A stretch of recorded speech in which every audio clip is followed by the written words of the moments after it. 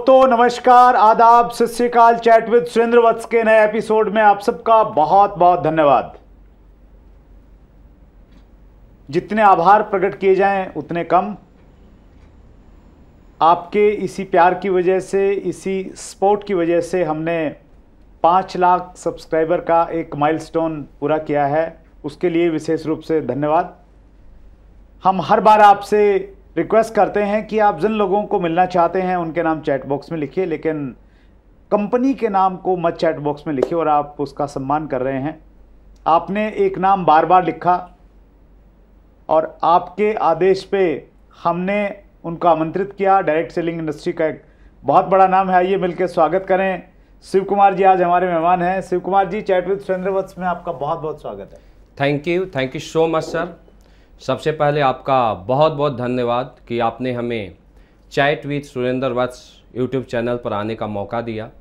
और सर आपका एक और धन्यवाद, अगर डायरेक्ट सेलिंग इंडस्ट्रीज़ की बात किया जाए तो आज के समय में सारे कंपनी के सारे लीडर सिर्फ अपने कंपनी के बारे में सोचते हैं और अपने टीम के बारे में सोचते हैं, लेकिन आप डायरेक्ट सेलिंग इंडस्ट्रीज़ के ऐसे पहले शख्स हैं जिन्होंने सारे इंडस्ट्रीज़ को एक प्लेटफॉर्म पर आने का मौका दिया और सारे कंपनी के लीडर को एक यूनिटी बनाया। तो अगर आज डायरेक्ट सेलिंग इंडस्ट्रीज़ की बात की जाए तो आपका एक बहुत बड़ा रोल है सभी डायरेक्ट सेलर्स को एक साथ लाने के लिए। आपका बहुत बहुत धन्यवाद, बहुत बहुत आभार। थैंक यू शिव कुमार जी। ये एक छोटा सा प्रयास था और ये प्रयास इसीलिए सफल हो पाया। आप जैसे जो बड़े लीडर्स हैं, जो बहुत ज़्यादा व्यस्त रहते हैं, वो अपनी व्यस्तता को, अपने कार्यक्रमों को कहीं साइड में रख के समय निकालते हैं और सब आने लग गए हैं। सो इसलिए ये प्रयास हमारा सफल होता जा रहा है। सो बहुत बहुत धन्यवाद। मुझे मालूम है आप वाराणसी में थे, स्पेशली इस शो के लिए आप यहाँ पे आए हैं, तो उसके लिए विशेष रूप से धन्यवाद। और हम आगे बातचीत शुरू करें उससे पहले आपके कमिंग सून के वीडियो में कुछ कॉम्प्लीमेंट्स आए हैं, वो मैं आपके साथ में शेयर करता हूँ। AK सिन्हा ने लिखा है, legend of direct selling, Sonu marketing ज्ञान। ये कहते हैं शिव कुमार सर के आने से आपके चैनल पर धमाल मचने वाला है। Thank you. शिवाजी विनर्स ये लिखते हैं, जिसका था हमें इंतज़ार वो घड़ी आ गई। और रहीम रवि कुदा लिखते हैं, MLM के किंग आ रहे हैं। तो मतलब आपकी कंपनी वाले लोग तो आपको बहुत आइडियल मानते ही हैं। हमारे व्यूवर भी आपको बहुत प्यार करते हैं सर अगर देखा जाए तो किसी व्यक्ति की अगर आइडियल की बात किया जाए तो लोग उसके कर्मों को आइडियल मानते हैं। अगर आपने या किसी ने लोगों के लिए कुछ किया है, समाज के लिए कुछ किया है, तो लोग उसे आइडियल मानते हैं। और मैं अपने सारे एसोसिएट और सभी डायरेक्ट सेलर्स को धन्यवाद देना चाहूँगा कि वो हमसे इतना प्यार करते हैं, हमसे इतना लगाव रखते हैं। तो आप सभी ऑडियंस का और डायरेक्ट सेलर्स का बहुत बहुत धन्यवाद, बहुत बहुत आभार। बहुत बहुत आपका भी धन्यवाद व्यूवर्स की तरफ से मैं मांग लेता हूँ, धन्यवाद बोल देता हूँ सर आपको। सबसे पहले हम आपके बारे में जानना चाहते हैं, हमारे व्यूवर जानना चाहते हैं, शिव कुमार जी आज डायरेक्ट सेलिंग का बहुत बड़ा चेहरा है, लेकिन शिव कुमार जी कहाँ पैदा हुए, क्या करते थे डायरेक्ट सेलिंग में आने से पहले? सर बहुत अच्छा क्वेश्चन है आपका, और मैं सभी व्यूवर्स और डायरेक्ट सेलर्स को बताना चाहूँगा। मैं ऐसे सर प्रॉपर रहने वाला बिहार के औरंगाबाद एक छोटा सा डिस्ट्रिक्ट है, और उसमें भी मैं एक गांव है जिसका नाम ममका है। मैं वहाँ से बिलोंग करता हूँ और मेरा जन्म एक किसान फैमिली में हुआ, मिडिल क्लास फैमिली में हुआ। और अपने लाइफ के बारे में मैं आपको बताना चाहूँगा, जब मैं 5-6 साल का हुआ तो कुछ समझ आया। तो हमारे गांव के 99.9% लोग ऐसे थे जो कि खेती के ऊपर डिपेंड हुआ करते थे। और इसके बाद अगर देखा जाए तो जो मेरे दादाजी थे, मुझे याद है मेरे दादाजी का नाम गनौरी सिंह हुआ, और वो हमारे प्रेरणा के स्रोत रहे हैं। क्योंकि जब मैं 10-11 साल का हुआ तो उनको देखा तो समाज के लिए कुछ न कुछ करते रहते थे। मतलब अपने डिस्ट्रिक्ट के एक रेपुटेटेड चेहरे थे, लेकिन जैसे जैसे हम बड़ा होते गए तो इसके बाद कुछ जिम्मेवारी आई और मैं दादाजी को देखने के बाद बहुत प्रेरित हुआ उनके सोच से, उनके विज़न से। और सर मन में एक देशभक्ति की भावना थी और मैं उसके लिए लगातार ट्राई करते रहता था। मेरी लाइफ स्टोरी ऐसी है कि बचपन में जब मैं करीब 9 साल का था तो उस समय ही मैं रनिंग करता था। अच्छा, ओके। और रनिंग जो मैं करता था मुझे ऐसा लगता है कम से कम 10 किलोमीटर, 10 से 15 किलोमीटर कंटिन्यू।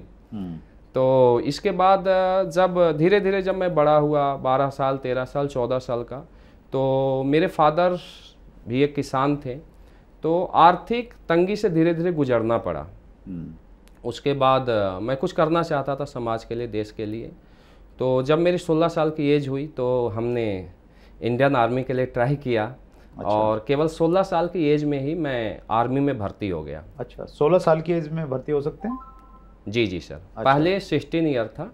अच्छा। और अभी वो 17.5 ईयर है। Okay okay. अभी बढ़ाया गया है। क्योंकि आपको बताना चाहूँगा कि जब कारगिल का युद्ध हुआ था तो उस समय कुछ यंग स्टार ऐसे सोल्जर थे जो ज़्यादा शहीद हुए थे, क्योंकि यंग स्टार में जोश थोड़ा ज़्यादा होता है। तो मैं डिफेंस की बातें करता हूँ। तो उसके बाद फिर एज को बढ़ाया गया, 17.5 किया गया। अच्छा। तो बिल्कुल मैं यंग था जब एक किसी भी लड़के को जब खेलने का एज होता है, कुछ घूमने का उम्र होता है, उस समय मैं आर्मी में चला गया था। Okay okay. जब बुक्स पढ़ने का एज था उस समय हम AK-47 और LMG से ट्रेनिंग लिया करते थे। और इस प्रकार धीरे धीरे परिवार की काफ़ी सारी जिम्मेवारियां हमारे ऊपर आने लगी, क्योंकि मैं 4 भाई हूं तो मेरा दूसरा नंबर आता था। तो मैं जिम्मेवारियों में लग गया, अपने मम्मी पापा के जिम्मेवारी को निभाया, फैमिली का जिम्मेवारी को निभाया। और लगातार 2003 में मैं आर्मी में भर्ती हुआ था सर। और उस समय मैं कुछ बड़ा करना चाहता था लोगों के लिए, लेकिन लगातार 5-6 साल जॉब करने के बाद भी जो हमारे ड्रीम थे, जो हमारे सपने थे, वो कहीं ना कहीं हमें वहाँ से पूरे होते दिखाई नहीं दे रहे थे। ओके। और इसी बीच मैं मेरठ आया और मैं एक हार्ड स्ट्रगलर हूँ शुरू से ही। अगर आर्मी की बात किया जाए तो आर्मी के अंदर भी ऐसा बोला जाता है कि अगर आप 3 दिन भी अगर आपको सोने का मौका ना मिले तो आपके बॉडी में इतना स्टैमिना होना चाहिए, अच्छा, इतना ताकत होना चाहिए कि आप चौथे दिन भी काम करने के लिए रेडी रहें। तो ऐसी कुछ ट्रेनिंग भी रहती है क्या आर्मी में? Yes sir. ओके। जिससे मतलब ऐसे डेवलप किया जाए व्यक्ति को, जी जी सर, कि वो अगर लंबे समय तक सो नहीं पाए तो भी वो सर्वाइव कर जाए। बिल्कुल बिल्कुल सर। स्टार्टिंग से ही ऐसा ही होता है। ट्रेनिंग का डिज़ाइन इस तरीके से है कि हमें ऐसा लगता है कि जब ट्रेनिंग का स्टार्ट हुआ तो हमें 4 घंटा सोने का मौका मिलता था। तो फिजिकल बहुत ज़्यादा स्ट्रॉन्ग बनाया जाता है। और फिजिकली हम भी स्ट्रॉन्ग थे क्योंकि आर्मी में थे। और इसके बाद हमें 2008 में डायरेक्ट सेलिंग को देखने का मौका मिला, समझने का मौका मिला। और जिस समय मैं इस इंडस्ट्रीज को देखा तो मुझे ऐसा लगा कि जो हमारे ड्रीम है, जो हमारे सपने हैं, जो हम लोगों के लिए कर सकते हैं, वो इस इंडस्ट्री से हम हासिल कर सकते हैं। और मैं बिना देर किए हुए 2008 में मैं इस इंडस्ट्रीज को ज्वाइन किया। लगभग 2003 में भर्ती हुआ था, तो 5 साल बाद मैं इस इंडस्ट्रीज को ज्वाइन किया। और आपको बताना चाहूँगा कि आर्मी के जॉब को करते हुए मैं इस बिज़नेस को किया, जो कि एक बहुत टफ था। अगर देखा जाए तो आर्मी के जॉब, हम सुबह 4 बजे हमारा जागना, 4 बजे के बाद 5-6 बजे तक टोटल फौज के कुछ शेड्यूल होते हैं, जैसे बैरक वगैरह को क्लीन किया जाता है। बहुत सारे डिसिप्लिन वहाँ पर होते हैं। हम 5:30 AM हम PT ग्राउंड में चले जाते थे। उसके बाद हम दोपहर तक इंगेज होते थे 1 PM तक। और उसके बाद 1 बजे से हमें 1 घंटा टाइम मिलता था केवल। उसमें हम 10 मिनट से 15 मिनट लेते थे, हम अपना लंच करते थे और जाके हम ग्राउंड में जा के लोगों को इनविटेशन करते थे और प्लान शो करते थे। इवन काफ़ी लाइफ स्ट्रगल भरा रहा है। लगभग हम लोग 10 बजे तक फिर हम आर्मी का ड्यूटी किया करते थे। और 10 बजे के बाद हम हमारी एक साइकिल हुआ करती थी उस समय, मैं आपको बताना चाहूँगा कि अगर इंसान लाइफ में सोच ले राइट, तो किसी भी स्थिति में वो आगे अपने आप को ले जा सकता है।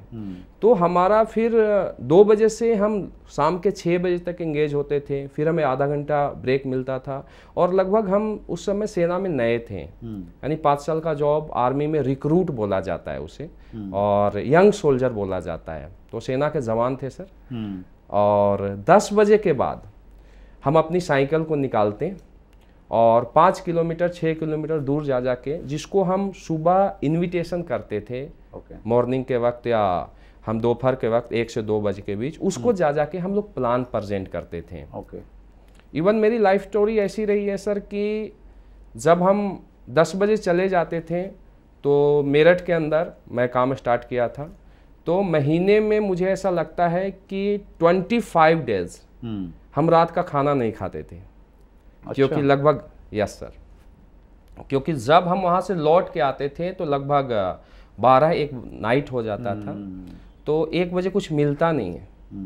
तो हम क्या करते थे, सेना में एक बॉक्स होता है, उसमें कुछ बिस्किट और ड्राई फ्रूट रखते थे, और काफ़ी मतलब हार्ड रूल है, काफ़ी डिसिप्लिन है। तो सेना के साथ काम करना रियल में एक बहुत टफ चैलेंज था हमारे लिए, लेकिन हमने सोच लिया था कि इस इंडस्ट्री से कुछ करना है। राइट। तो हम 30 दिन में 25 दिन बिना खाना खाए सोते थे सर। अरे वाह। हमारी लाइफ स्टोरी कुछ इस तरीके से रही है। बहुत लंबा स्ट्रगल किया है, बहुत बड़ा सेक्रीफाई किया है। इवन आप जानते हैं कि हम 9 महीने हमें उसी तरीके से सेना के साथ काम करते थे, और जो हमें छुट्टी मिलता था, मुझे याद है कि जब मैं डायरेक्ट सेलिंग में आया और पहला बार मुझे जब छुट्टी मिला तो मेरठ से मैं दिल्ली आया, और मुझे पता नहीं था कि मुझे कहाँ जाना है। अच्छा। मुझे पता नहीं था, लेकिन मेरा एक मकसद क्लियर था कि मुझे यहाँ से डायमंड बनना है इस इंडस्ट्रीज में। मैं जब यहाँ लीडरों की इज्जत को देखा तो मुझे ऐसा लगा कि मुझे इसी की तरह बनना है, क्योंकि उस समय ज़्यादा नॉलेज नहीं था, लेकिन मेरा विज़न क्लियर था, मेरा मकसद क्लियर था। उसके बाद जब मैं दिल्ली आया तो मुझे ये पता नहीं था कि मुझे कहाँ जाना है, और एक ट्रेन आई कोलकाता की, और मैं कोलकाता का ट्रेन पकड़ लिया। अच्छा। यस, कोलकाता चला गया। वहाँ पर मेरा एक भाई रहता था, क्योंकि मेरा दोस्त था, या तो कोलकाता जाऊँगा या तो देहरादून जाऊँगा, लेकिन पहले कोलकाता का ट्रेन आया, तो कोलकाता का ट्रेन पकड़ा और भाई के पास चला गया। फिर वहाँ मैं उसको ब्रीफ किया, तो वैसे ही आर्मी में वो भी था। अच्छा। तो वो बिलीव नहीं किया, कि सोचा कि ऐसे ही कोई बताया होगा, क्योंकि शुरुआत में लोग इंडस्ट्रीज को हल्के लेते हैं। उनको नहीं पता था कि इसका मकसद क्या है, ये किस इंडस्ट्रीज को ज्वाइन किया है। लेकिन फिर भी मैं उनको कन्विंस करने में कामयाब हुआ कि आपके पास मैं रुकूंगा और मुझे मौका दो, 1 महीने में काम करूंगा। लगभग 1 महीने में कोलकाता में काम किया, और वहाँ पर हमने लगभग 100+ लोगों का नेटवर्क बनाया। अच्छा। तो मेरे अंदर एक कॉन्फिडेंस आ गई। और सर देखा जाए तो 2008 से 2014 तक मैं आर्मी के साथ डायरेक्ट सेलिंग को किया। अच्छा। अरे वाह। और मैं आपको एक चीज़ बताना चाहता हूँ, इसमें हमने 1 दिन का भी ब्रेक नहीं दिया, क्योंकि मुझे एक चीज़ पता था कि अगर लाइफ में कुछ बड़ा करना है तो हमें अलग से कुछ करना पड़ेगा। मेरा सिंगल डे का भी ब्रेक नहीं रहा है। और देखा जाए तो मैं साइकिल से 15-15 किलोमीटर 20-20 किलोमीटर तक मैं दूर जा के लोगों को प्लान दिया हूँ। इवन मेरे घुटने दर्द करते थे, तो हमेशा आगे रहा। बहुत बड़ा चैलेंज था सर, आसान नहीं था कि जॉब के साथ इस बिजनेस को करना, या किसी भी बिजनेस को करना आसान नहीं होता है। लेकिन मैं बताना चाहूँगा कि अगर इंसान का मकसद क्लियर है तो कुछ भी कर सकता है। तो वो कौन सा मोमेंट था शिव कुमार जी जब आपको लगा कि अभी मैंने डायरेक्ट सेलिंग फुल टाइम करना है? सर हमने जब स्टार्टिंग में ही, जब मैं फंक्शन को देखा था, और कुछ यहाँ पर आर्मी पर्सन को भी मैं देखा था जो हमें सबसे ज़्यादा इम्प्रेस किए थे, और कुछ जॉब वाले को मैं देखा। तो मैं जब फंक्शन में उनकी इज्जत को देखा, जब उनके अचीवमेंट को मैं देखा, और जब उन्होंने अपनी लाइफ स्टोरी को बताई, और उन्होंने भी शेयर किया कि उनके साथ पहले क्या क्या प्रॉब्लम थे, और वो यहाँ तक कैसे पहुँचे, तो मुझे एक चीज़ क्लियर हो गया कि अगर ये लोग यहाँ तक पहुँच सकते हैं तो हम भी पहुँच सकते हैं। सिर्फ हमें समझने की ज़रूरत है कि एक टॉप तक पहुँचने के लिए डायरेक्ट सेलिंग में जब उस समय थे तो डायमंड हमारे लिए एक टॉप का रैंक हुआ करता था कि डायमंड बनने के लिए क्या कुछ करने की ज़रूरत है। तो हमने स्टार्टिंग में ही ये डिसीजन ले लिया था लगभग 2 साल काम करने के बाद कि मुझे इस बिज़नेस को फुल टाइम करना है। लेकिन सर स्टार्टिंग में इतने सोर्स ऑफ इनकम नहीं होते हैं कि फुल टाइम आ सकें। तो मैं लगातार 2008 से 2014 तक हमने पार्ट टाइम इस बिज़नेस को किया। अच्छा। और जब मेरा यहाँ से डायरेक्ट सेलिंग से लगभग 1.5 से 2 लाख पर मंथ का इनकम आने लगा तो हमने फिर यहाँ पर फुल टाइम करने का डिसीजन लिया। एक प्रश्न आता है, बार बार लोग पूछते हैं, क्योंकि बहुत सारे लोग हैं जो डायरेक्ट सेलिंग पार्ट टाइम करते हैं, पार्ट टाइम करना भी चाहिए, यही एडवाइस भी किया जाता है। तो वो कब एक व्यक्ति को फुल टाइम करना चाहिए? वो किसी भी जॉब में है, प्राइवेट में है या गवर्नमेंट जॉब में है? सर मुझे ऐसा लगता है कि किसी भी गवर्नमेंट जॉब की बात किया जाए या प्राइवेट जॉब की बात किया जाए तो डायरेक्ट सेलिंग में जो उनका सैलरी है, अगर गवर्नमेंट जॉब की बात किया जाए, अगर उनका सैलरी से कुछ ज़्यादा आने लगता है तो उनको फुल टाइम आने का डिसीजन लेना चाहिए, क्योंकि किसी भी इंडस्ट्रीज़ के लिए कुछ तो कुर्बानी देनी पड़ती है सर।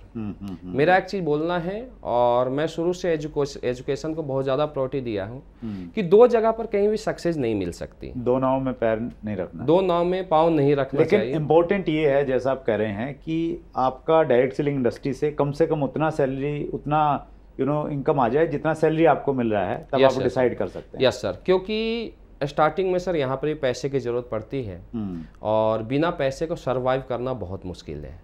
तो कुछ तो पैसे होने चाहिए, या तो जॉब से उतना इनकम आने लगे, या तो उनका बैकग्राउंड अच्छा हो। राइट।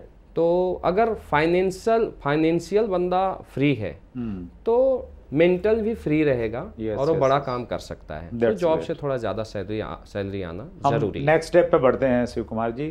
जैसे आपने आर्मी की ट्रेनिंग की बात की, तो ट्रेनिंग होती है, कुछ बेसिक्स बताए जाते हैं, वहाँ भी ट्रेनिंग में कुछ रहते होंगे ऐसे। Yes yes. तो डायरेक्ट सेलिंग में बेसिक्स की इम्पोर्टेंस क्या है, और डायरेक्ट सेलिंग के वो कौन से बेसिक्स हैं जिनका पालन करके शिव कुमार जी आज इंडस्ट्री के इतने बड़े लीडर बन गए?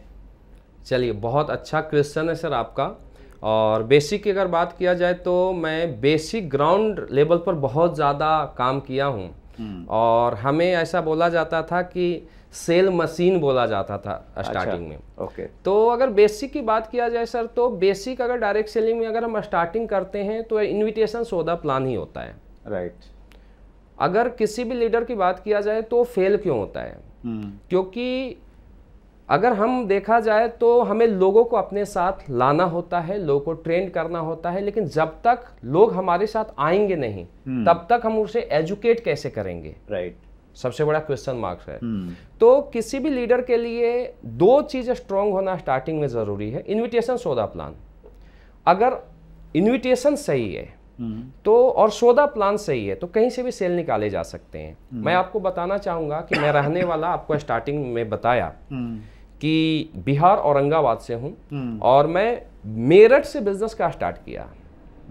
मेरठ में मुझे कोई जानने वाला नहीं था, मेरठ में मुझे कोई पहचानने वाला नहीं था, लेकिन वहाँ पर मुझे याद है कि हम कंकड़ खेड़ा में रहते थे और हम अपनी साइकिल उठाते थे। और सेना की अगर बात किया जाए तो ड्रेस कोड भी मैं पीटी ड्रेस वगैरह में जा के काम किया हूँ। सेना का एक पीटी ड्रेस होता है, कभी चीता ड्रेस होता है, और अलग अलग ड्रेस है सर। तो अगर उस समय की बात किया जाए तो मैं बेगम पुल पर चला जाता था और अनजान लोगों से मिलता था। ओके। बिल्कुल मेरे अंदर कोई हेजिटेशन नहीं था, क्योंकि किसी भी इंडस्ट्री में अगर कामयाब होना है तो शर्म को छोड़ना पड़ेगा। तो किसी भी जी सर, बेसिक्स को अगर हम लोग स्टेप वाइज देखें सर, कौन कौन से स्टेप्स हैं बेसिक के? Yes sir. जो व्यक्ति पहली बार सुन रहा है बेसिक्स के बारे में, ताकि वो उसको फॉलो करे। Yes sir. पहला है कि इनविटेशन सौदा प्लान आना चाहिए। फिर अगर इनविटेशन मतलब लोगों को इनवाइट करें, लोगों को इनवाइट करना। ठीक है सर। फिर इसके बाद उनको प्लान शो करना। इनविटेशन के भी बहुत सारे स्टेप है सर। आपको हाथ कैसे मिलाना है, आपका आई कांटेक्ट कैसा होना चाहिए। इसके बाद आपको सबसे पहले उसके बारे में पूछना है, मतलब फिर अपने बारे में बताना है कि मैं क्या करता हूं। की जो स्किल है उसको हमें डेवलप करना पड़ेगा, सीखना पड़ेगा। सिर्फ ऐसा नहीं कि फोन किया, किसी से बातचीत कर ली, प्रॉपर वे में बातचीत करने का तरीका सीखना पड़ेगा सर। राइट। क्योंकि मेरा बोलना है कि जो सीखता है वही जीतता है। अगर इंडस्ट्रीज की बात किया जाए तो इस इंडस्ट्रीज में आज हम लोग देख रहे हैं कि ऐसे ऐसे डायरेक्ट सेलर हैं जो करोड़ों रुपए महीने का अर्निंग लेते हैं। तो ये यहाँ एक बहुत बड़ी इंडस्ट्रीज है, बिना सीखे उस रैंक पर नहीं जाया जा सकता है। तो इन्विटेशन भी सीख के करना है, प्लान भी सीखे हुए तरीके से देना है। फिर इसके अलावा बेसिक स्टेप होते हैं, ड्रीम होते हैं, गोल होते हैं, लिस्ट होते हैं, इन्विटेशन सौदा प्लान आपको बता दिया, फॉलोअप होते हैं, काउंसलिंग होते हैं, ट्रेनिंग होते हैं, मीटिंग होते हैं। ये सब बेसिक स्टेप है, अगर रेगुलर फॉलो करना पड़ेगा सर। अगर किसी भी लीडर अगर एक स्टेप को भी अगर फॉलो नहीं करता है तो हम ऐसा बोल सकते हैं कि जैसे शादी के 7 फेरे होते हैं, अगर 6 फेरे लिया जाए और 1 फेरे ना हो तो वो शादी पूरी नहीं मानी जाती है। तो बेसिक स्टेप जो भी जिस भी कंपनी में डायरेक्ट सेलर हैं उनको सिखलाई दिया जाता है, तो उन सारे स्टेप को फॉलो करना ज़रूरी है।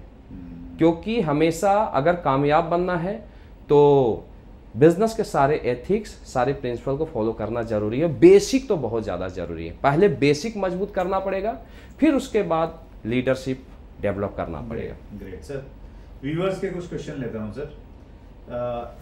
ये प्रश्न है राम बाबू बिंद का, टीम के अंदर टिकाऊ लीडर कैसे बनाए? लीडर्स आजकल है ना वैसा कल्चर सा चल गया, इधर उधर दौड़ते रहते हैं, तो टिकाऊ कैसे रखें? यस सर, बहुत अच्छा क्वेश्चन है राम बाबू का।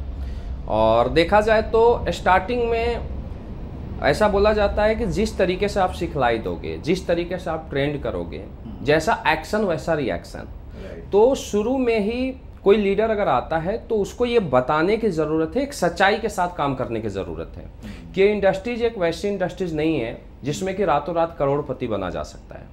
बहुत सारे लोग क्या करते हैं, लोगों के पास जाते हैं और उनको मोटिवेट करते हैं, वेन्यू दिखाते हैं और बोलते हैं तू यहाँ से 1 साल में करोड़पति बन जाएगा। तो उनको ये बताने की ज़रूरत है कि ये भी वैसी इंडस्ट्रीज है जैसे कोई भी कमर्शियल इंडस्ट्रीज। कोई डेवलप करने में, कोई होटल खड़ा करना है तो 3 से 5 साल लगेगा, कोई बिजनेस खड़ा करना है तो 3 से 5 साल लगेगा। तो उनको ये बताने की ज़रूरत है कि आपको यहाँ आने के बाद इस इंडस्ट्रीज को सबसे पहले सीखने की ज़रूरत है। मैं ऐसा बोलता हूँ कि पहला साल सीखने का, दूसरा साल सिखाने का और तीसरा साल कमाने का। जबकि लोग क्या करते हैं, पहला साल कमाने का, दूसरा साल सिखाने का और तीसरा साल सीखने का। लोगों का सर फंडा ही उल्टा है। तो किसी को भी ये बताने की जरूरत है कि यहाँ पर अगर आपको कामयाब होना है तो 3 से 5 साल टिक के काम करना पड़ेगा, राइट। इसके बाद उनको एजुकेशन, डायरेक्ट सेलिंग का जो भी एजुकेशन है, हर अलग अलग डायरेक्ट सेलिंग कंपनियां अपना एक एजुकेशन सिस्टम बनाए हुए हैं जिसके तहत उनको ढालना जरूरी है, सिस्टम के तहत उनको चलना जरूरी है। डायरेक्ट सेलिंग के एथिक्स, प्रिंसिपल और सही गाइडलाइन को अपने टीम को दीजिए। तो जब एक लीडर को ये पता चल जाएगा कि मुझे यहाँ कामयाब होने के लिए 3 से 5 साल टिकना पड़ेगा, मुझे कामयाब होने के लिए सिस्टम को फॉलो करना पड़ेगा, मुझे कामयाब होने के लिए अपलाइन की बातों को मानना पड़ेगा, तो क्लियर है कि मुझे ऐसा लगता है कि इंडस्ट्रीज में कोई भी अगर 5 साल जो इंडस्ट्रीज का प्रिंसिपल बोलता है उसके मुताबिक चले तो सर 5 साल में जितनी बड़ी सफलता इंडस्ट्री देती है कोई भी नहीं दे सकता है। ग्रेट। तो जनरली प्रॉब्लम यही आती है सर कि लोगों को ये बता दिया जाता है स्टार्टिंग में, या ऐसा मैसेज कन्वे कर देते हैं लोग कि भाई आप बहुत जल्दी 1 साल में 2 साल में ही बहुत कुछ हाथ हो जाएगा, यस सर, गाड़ी मिल जाएगी, बंगला मिल जाएगा। तो उसको अगर हम पहले प्रिपेयर करें कि भैया 5 साल तो आपको लगाने पड़ेंगे और पहले साल आपको सीखना पड़ेगा, तो माइंड की अगर वैसी प्रिपरेशन हो जाएगी तो वो टिक जाएगा। और दूसरी महत्वपूर्ण बात आपने जो कही वो ये कि उसको अगर हम सिस्टम के साथ में जोड़ देंगे, जो एजुकेशन सिस्टम है कंपनी का, तो फिर एजुकेशन सिस्टम उसको टिका के रखेगा और शायद इंडिविजुअल व्यक्ति नहीं टिका सकता। Yes sir, yes sir, that's great. Mindset and system. Great sir. अगला प्रश्न ले रहा हूँ सर। ये प्रश्न है और बहुत इंपॉर्टेंट प्रश्न है विमलेश कुमार ओरिया का। आप यहाँ तक पहुँचने के लिए अपनी लाइफ में क्या क्या सेक्रीफाइस किए हैं? आज शिव कुमार जी का लाइफस्टाइल, आपकी कारों का काफिला, वो सबको बहुत मोटिवेट करता है और लगता है कि यार हमें भी ये सब लेना है। तो सेक्रीफाइस क्या क्या करने पड़ते हैं इतनी बड़ी कामयाबी के लिए? सर बहुत अच्छा क्वेश्चन है विमलेश जी का और आपका। अगर लाइफ में देखा जाए तो मेरा लाइफ तो टोटल सेक्रीफाई है सर, और मेरा ये बोलना है कि सक्सेस कुर्बानी मांगती है। ओके। सबसे पहले मैं स्टार्टिंग में ही बताया था कि आर्मी के जॉब को करते हुए बिजनेस करना कोई आसान काम नहीं था। सर हमारे लाइफ में ऐसा हुआ है कि जब मैं इस इंडस्ट्रीज में आया तो एक तरफ जॉब था, मैं यंग स्टार था उस समय, बिल्कुल यंग था, अभी भी यंग हूँ लेकिन पहले और यंग था। बिल्कुल तो यंग है आप, कोई डाउट नहीं इसमें। मैं सर एक साल घर नहीं गया हूँ। कभी तो ऐसे हुआ है कि मैं मतलब 16-17 महीने में घर नहीं गया हूँ। घर के बाहर से निकलता था, घर जाने का मेरा बहुत मन करता था लेकिन मैं घर नहीं जाता था, क्योंकि मुझे पता है कि लाइफ में सक्सेस होने के लिए सेक्रीफाइस तो करना पड़ेगा। इवन हमने ऐसे भी दिन देखे हैं कि जब बहुत ज़्यादा लोड होता था तो मैं सेना का ट्रेनिंग पूरा यहाँ पर यूज किया हूँ सर। सेना के अंदर जो डिसिप्लिन, सेक्रीफाइस सब कुछ सिखाया गया। मैं 3-3 रात भी बिना सोए काम किया हूँ। मैं 30-30 दिन में 25-25 दिन बताया था कि बिना खाना खाए भी काम किया हूँ नाइट में। एक बहुत इम्पोर्टेंट बात मैं पूछना चाहता हूँ शिव कुमार जी, जब हम लोग इतनी मेहनत करते हैं, जो आपने इतनी मेहनत किया, उस समय परिणाम भी वैसे नहीं होंगे जैसे आपने चाहे होंगे, तो कैसे अपने आप को मोटिवेट रखते थे? सर मैं बताना चाहूँगा कि जब 8 साल हमने स्टार्टिंग में डायरेक्ट सेलिंग किया था 2008 से 2016 तक, तो 2008 से 2016 तक मेरे पास बहुत छोटी सी अचीवमेंट थी। 8 साल में? हाँ 8 साल में। अच्छा। अगर 8 साल की बात किया जाए तो 8 साल में मेरा जो अचीवमेंट था वो 60 से 70 लाख के बीच था, लेकिन उससे ज़्यादा मेरे खर्चे हो चुके थे क्योंकि मैं शुरू से ही लीडरशिप किया हूँ, शुरू से ही आगे रहा हूँ। रनिंग एक्सपेंसेस करने पड़ते बहुत ज़्यादा मेरा होता था कि आज मैं दिल्ली में हूँ तो अगला दिन मैं कोलकाता में रहता था, अगला दिन मैं बेंगलोर में रहता था। तो जो भी बिजनेस बोला, जो भी प्रिंसिपल बोला, उसे मैं फॉलो किया। सर मेरा मानना है कि अगर किसी भी इंसान का विज़न क्लियर हो, मकसद क्लियर हो, तो दुनिया का कोई ताकत उसे कामयाब होने से नहीं रोक सकती। मेरा पहले दिन से मुझे पता था कि अगर डायरेक्ट सेलिंग के दुनिया में एक व्यक्ति भी कामयाब हुआ है तो मैं भी कामयाब बनूंगा। सिर्फ मुझे ये समझने की जरूरत है कि कामयाब होने के लिए क्या क्या करना है। मेरा मकसद सर पहले दिन से क्लियर था और आज मैं बताना चाहता हूं कि डायरेक्ट सेलिंग में मैं आया था तो शुरू के 1 साल में ही मैं सोच लिया था कि अगर कोई भी लीडर डायरेक्ट सेलिंग महीने का मोर देन 1 CR ले रहा है तो मैं भी 1 CR से ऊपर जाऊंगा, मैं अपने लोगों को भी उस रैंक पर ले जाऊंगा। तो डायरेक्ट सेलिंग मेरा मकसद सर क्लियर था, मेरा विजन क्लियर था, और जो विजन क्लियर होता है सर तो 90% काम वहीं पर हो जाता है। मतलब हम तकलीफों को मत देखें, जो आपके विजन बोर्ड पे जो चीज़ें लिखी हुई हैं उनको देखेंगे तो फिर वहाँ से मोटिवेशन आता रहता है। Yes sir, yes sir. Great. अंतिम प्रश्न ले रहा हूँ सर, RK दीक्षित जी का है। एक व्यक्ति 2 लोगों की टीम को नहीं संभाल पाता, आप 7 लाख लोगों की टीम को कैसे मैनेज करते हैं? बहुत अच्छा क्वेश्चन है। सबसे पहले मैं दीक्षित जी को बताना चाहूँगा कि 7 लाख मेरा पहले नेटवर्क था, अभी नेटवर्क मेरा वैसे 11 लाख प्लस का है। क्या बात है। और डायरेक्ट सेलिंग की बात किया जाए तो देखिए, एक जब बेसिक को ये स्टार्ट करता है तो उसमें मोटिवेशन की ज़रूरत पड़ती है, एक्साइटमेंट की ज़रूरत पड़ती है, लेकिन जैसे जैसे टीम बड़ा होता है वैसे वैसे मैच्योरिटी की ज़रूरत पड़ती है। पहले किसी को भी एक अच्छे लीडर बनने की ज़रूरत है और बाद में एक अच्छे डायरेक्टर बनने की ज़रूरत है। अगर देखा जाए तो बड़े टीम को संभालने के लिए हमें टीम के लीडरों को समझना पड़ता है कि कौन लीडर क्या चाहता है। हर किसी को एक तरीके से हम लीड नहीं कर सकते हैं, हर किसी को हम एक तराजू पर नहीं तौल सकते हैं। तो ऐसा बोला जाता है सर कि हमेशा जो परफेक्शन आती है प्रैक्टिस से आती है। जब हमने इस इंडस्ट्रीज को जब करना स्टार्ट किया 1 साल, 2 साल, 5 साल, 10 साल, तो आज हमें ये देखते पता चल जाता है कि किस लीडर को क्या रिक्वायरमेंट है। जैसे डॉक्टर की अगर बात किया जाए तो जो एक्सपर्ट डॉक्टर होता है वो जब किसी का नब्ज पकड़ता है तो उसको पता चल जाता है कि इसके अंदर बीमारी क्या है, 1 मिनट में लिख देता है, पेशेंट को पता भी नहीं चलता है क्या लिखता है। तो वैसे हम लोग का एक्सपीरियंस है कि हमें पता चल जाता है कि किस लीडर को क्या रिक्वायरमेंट है, आगे हमें क्या कुछ टीम को देने की ज़रूरत है। तो बहुत सोच समझ के, बहुत मैच्योरिटी के साथ और लोगों को एक यूनिटी के साथ काम करवाने की ज़रूरत पड़ती है। और ये सर एक्सपीरियंस, आज जो डायरेक्ट सेलिंग का हमारा 14 साल का एक्सपीरियंस है, वो एक्सपीरियंस ही इतने बड़े टीम को हैंडल करने में हमें काम करता है, काम देता है। तो हर लीडर के अंदर ऐसा हो जाता है, परफेक्शन आ जाती है। आप जितना ज़्यादा प्रैक्टिस करेंगे, जितना ज़्यादा लोगों के बीच रहोगे, जितना ज़्यादा इंडस्ट्रीज में आप खेलोगे, आप उतना ही आगे बढ़ोगे। तो ये हमारे लिए सर 11 लाख लोगों को हैंडल करना बहुत ईजी लगता है। तो आज के टाइम में मजा आता है मुझे लोगों के साथ। परेशान होने की जरूरत नहीं है, कितने लोगों को कैसे मैनेज किया जाएगा। Yes yes. बस थोड़ा जैसे आपने पहले ही बोला, एजुकेशन सिस्टम के साथ में प्रैक्टिस करते रहिए। तो प्रैक्टिस करते करते आप आज 11 लाख को हैंडल कर रहे हैं, और हम लोग उम्मीद करते हैं कि ये 11 लाख बहुत जल्द 1 करोड़ 11 लाख में कन्वर्ट हों, क्योंकि हमारे देश में डायरेक्ट सेलिंग इंडस्ट्री का फ्यूचर बहुत बड़ा है। और आप बिल्कुल एकदम फिट हैं, एकदम अभी भी बिल्कुल फौजी की तरह आप दिखते हैं। थैंक तो यू। निश्चित रूप से आप बहुत आगे जाएंगे शिव कुमार जी। आपने समय निकाला, आप बहुत बड़े विजन के साथ में काम कर रहे हैं, आपने देश की सेवा की।